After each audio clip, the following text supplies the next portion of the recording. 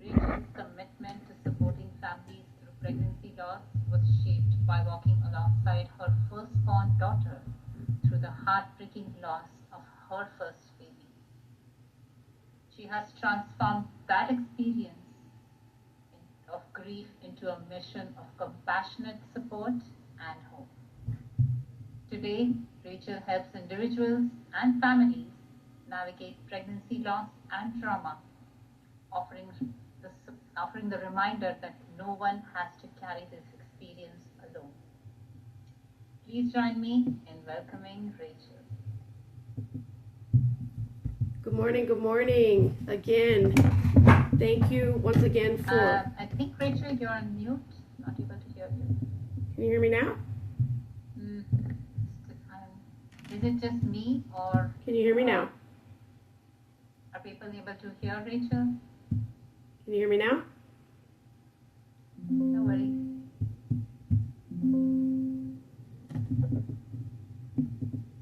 Can you hear me now? Yeah, cannot hear.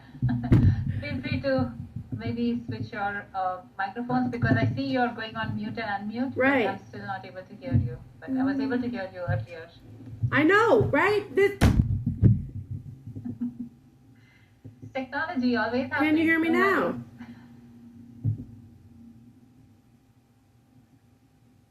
You might want to check your audio, if you can click and see if what speaker it is on, or what microphone it's using. Can you hear me? Can you hear me?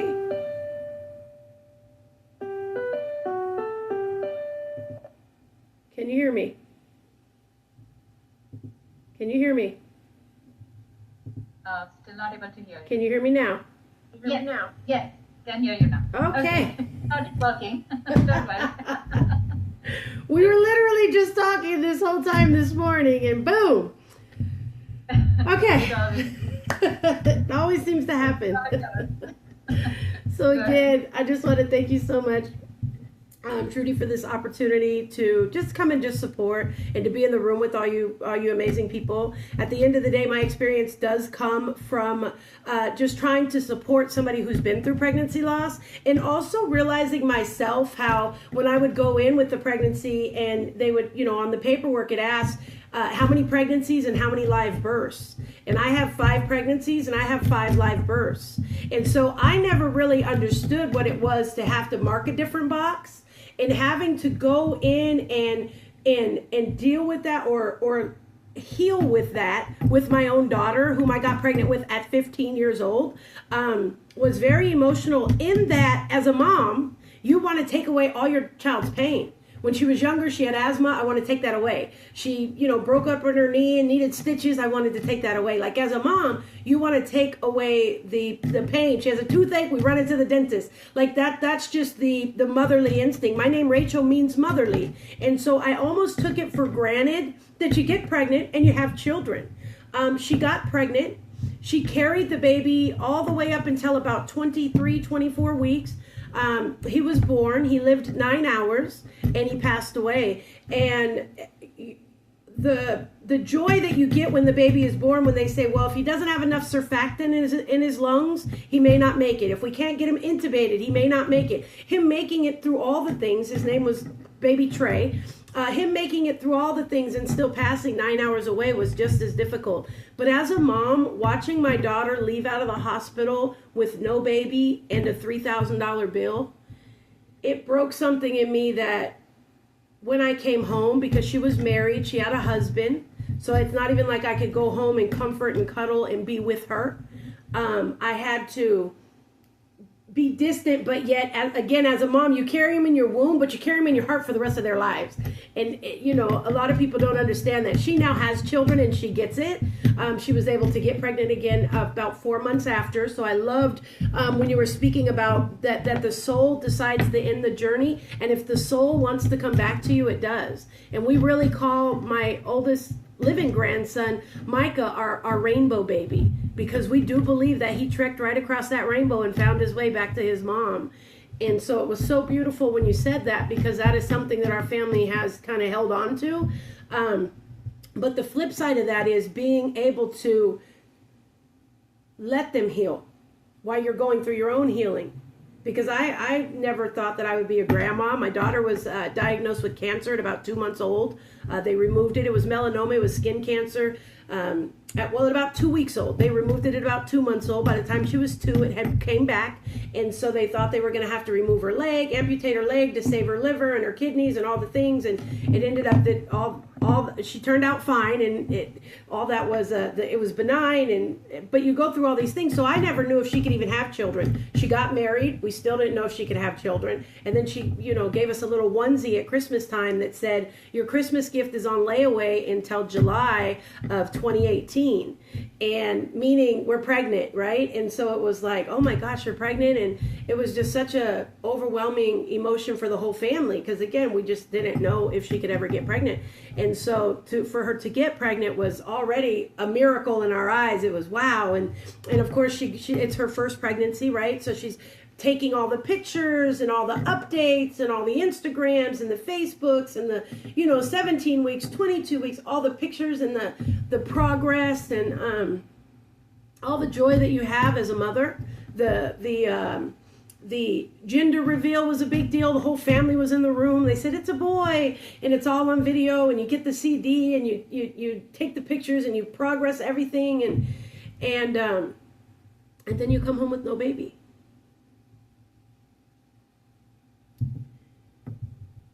And again, part of that, to me, I had not experienced. Now, I had a son who was born and ended up in the NICU, and so I came home with no baby, but I refused to come home.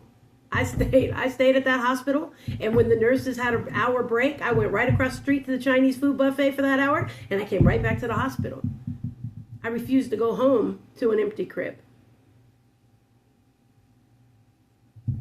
So to know that my daughter was doing that, I ended up raising enough money to send her and her husband away for a few days so that they could not be in the environment, so that we could get everything cleared out. Again, I don't know how to help my daughter, my baby. She raised me. I was a baby having a baby. I'm an only child. My mother had one pregnancy, one daughter. Here I am. And so this would have been my mother's first great-grandchild. And I remember my daughter saying, "Don't make this about you." And I told her, this has nothing to do with me, but yet it does, because you are still me. You're still every bit a part of me as you've ever been. Even if you're married now and have a life of your own, I'm still your mommy. And I don't know how not to hurt when you're hurting. And I don't know how not to grieve when I can't take that hurt away. Because any other hurt, as a mommy, I've been able to jump right in there and get that thing fixed. And this was a process that the whole family had to walk through. So then when she got pregnant again, that was a whole nother so I'm a trauma-informed coach. That's what I do. I train people on how to deal with trauma. Now, this was almost 10 years ago, so back then I was not where I am today, nor did I have the training. However, what I know now is trauma triggers came back with this second pregnancy, because now you don't know, right? You don't want to take the pictures. You don't want to follow the progress. You don't want the gender reveal. You don't want the baby shower. You don't want all the things because you don't want the disappointment. And that was another healing process we all had to go through. Because I did throw that baby shower. We did have that gender reveal. We did make sure that we were not going to allow what happened the first time to dictate how we process this thing the second time. Because we wanted to honor this pregnancy just as we would any other pregnancy. and not live in the fear that something can happen. And it's easier said than done. Let's be honest. It's a lot easier said than done. I know I've heard on here some of you have had multiple miscarriages, multiple losses. And so again, coming from a place of not wanting to get too excited, not wanting to get too hopeful, but also not wanting to live in fear. We happen to be Christians. We don't believe that the Lord has given us a spirit of fear. And so with that, as her mom, again, just trying to ensure that she knows whatever happens, you have people walking through this whole thing with you. We may never feel the pain that you felt, but we've never left your side either. And I think that's really important for a lot of us who don't know how to walk with and or comfort those who we love, who are experiencing pregnancy loss. The word comfort just means to be with. I love when Kelly said that part of our voice is not speaking. I just needed to be with my daughter. Because after she was pregnant, her breast still gorged. She was still pumping milk, developing milk. I just had to get the frozen lettuce. Don't say anything. Because originally when she'd come over, I just want to cry and hold her and cry and hold her, and she would leave really fast. And so then I learned when she comes over, I'm not going to say anything. The best part of my voice is just going to be whatever you need. I just would hand her the frozen lettuce. We would just sit down and watch the movie. I didn't need to say a word. She didn't need to say a word.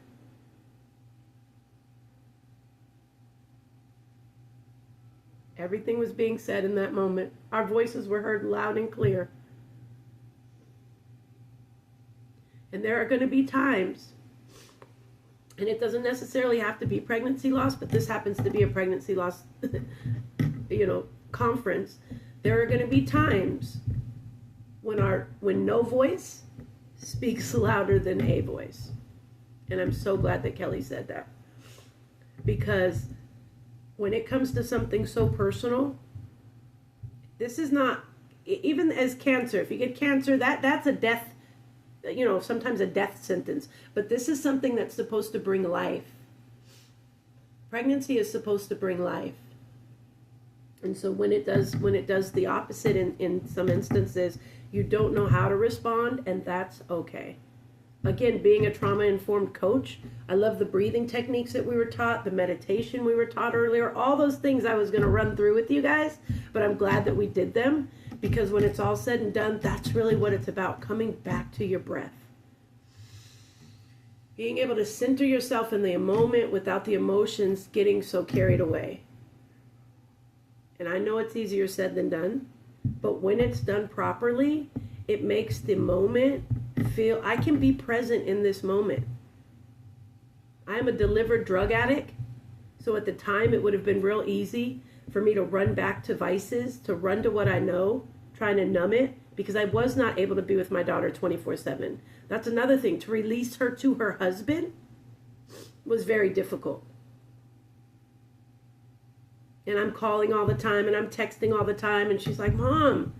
And it's just like, I just want to know you're okay. I feel your brokenness in my own soul. I can feel you. Right? I'm your mommy. I can feel my kids don't have to be with me. She now lives in South Africa, and I can feel when it's stressful. I can feel when she's not feeling good. I can feel it. I can feel it. I have a grown son who now has a child of his own, but I can feel it. I can feel when the pressure of fatherhood and husbandhood and the things are, I can feel it.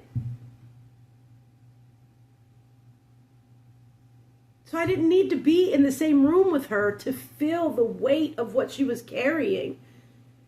And part of what I wanted to do was just remind her, you're not alone, you're not alone. I'm right here. Mommy's right here. Please, please. If you need anything, let me know. I know. And so then, I had to learn to just be with, to comfort her by just being with. Not to try to give her an explanation of the souls didn't choose you and they'll come back later and no, just be with. All that comes later. Understanding comes later. You have to walk through the process to understand just life in general. Now, I had been through a situation when I was 21 years old.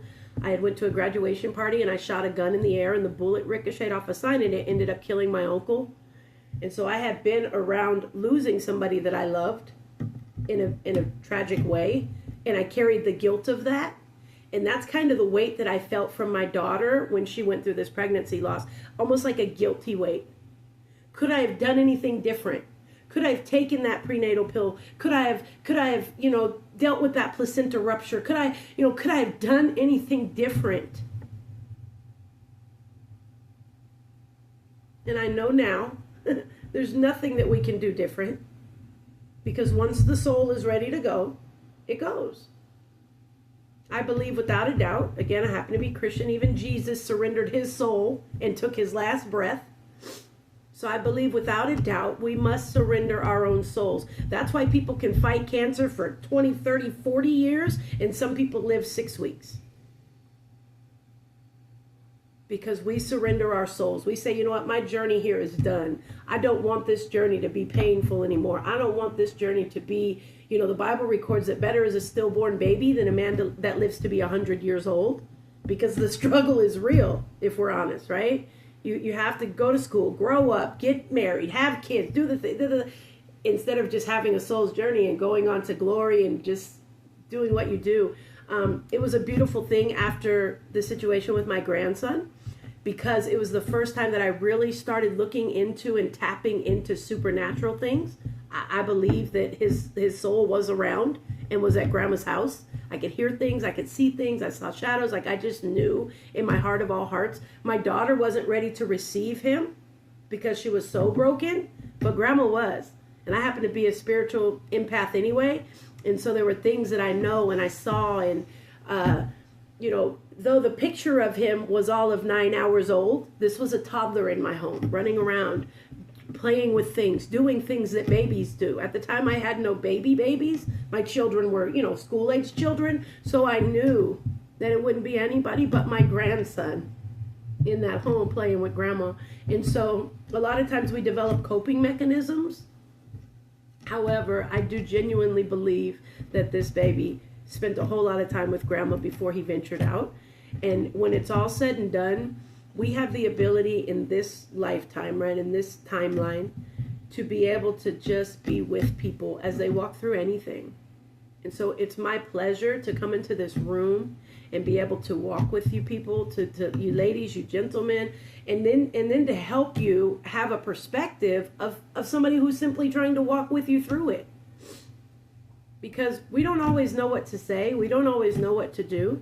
But one thing that we can say is that we love you and that you're not alone. And we can say that by saying nothing. I couldn't tell my daughter, I love you enough, I'm here for you enough. There was nothing that I could say. But I could hand her cold lettuce to stop the gorging in her breasts. I have 5 children. I got some home remedies. I know how to do a couple things when it comes to stuff. So I was able to even enjoy that with her. Mom, I don't know what to do about them. They hurt so bad. I got an idea. And so just even that, just to be able to offer what I did have. Now with the trauma techniques that I have, and the breathing and the meditations and being able to center ourselves and bring ourselves back and not let our minds go into flight or fight. Or even fawning. A lot of times we just want to people please in the moment, right? We just I love what Kelly was saying when the doctors were saying stuff and people were saying stuff and her voice got smaller and smaller and smaller and smaller. That's a trauma reaction, right? We go into fawning, saying nothing. Sometimes we just want to please the people. It just is what it is. And you know what? Okay, doc, yeah. Just like she said, a lot of the things that I said, nobody was hearing anyway. So then you just stop talking, right? That's a trauma response. And so really just to be able to come in here and to remind you guys that you have a voice. Your voice does matter. And there are people who support you and love you. I know her husband didn't know what to do either. And in a room full of intimacy, right, there was a question of intimacy afterwards. Because again, you don't know if you get pregnant again, could we lose the baby? There's all kind of questions and you don't know, right? So that was a struggle as well. So there were things her and her husband struggled with. Even after that, I could never know. I'm her mommy. But to even allow for her to grow through that was a privilege, because then she can come back and we can talk about it.